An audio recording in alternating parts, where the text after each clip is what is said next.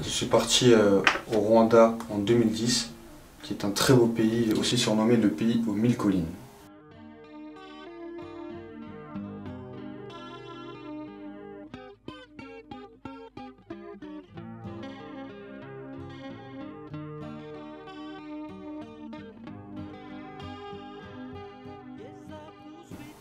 Si on est parti là-bas, c'est grâce à mes parents qui voulaient vivre une expérience humanitaire. Et contrairement à mon petit frère, ma petite sœur et moi, ils étaient déjà partis à l'étranger, ils avaient une expérience dans d'autres pays, contrairement à nous.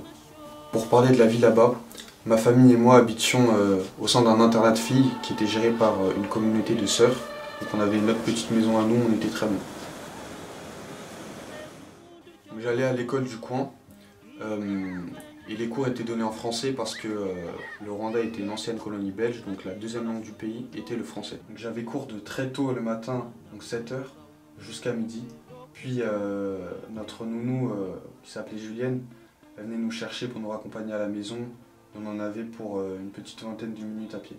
Donc les après-midi, j'avais mes occupations, donc, soit jouer au Lego, j'allais sur le terrain de basket, quelquefois on jouait à la console et juste le lundi, on avait karaté l'après-midi.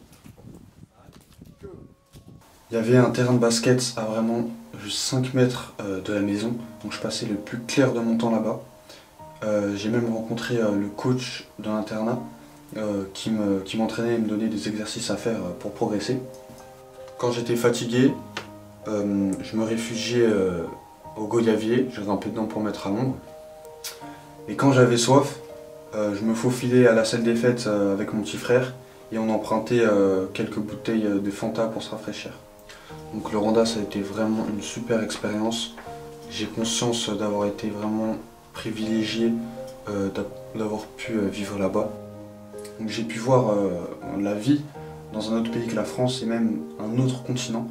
Ça m'a apporté beaucoup de choses et j'ai rencontré énormément de personnes qui vivent simplement. J'ai pu voir énormément de paysages, tous plus beaux les uns que les autres.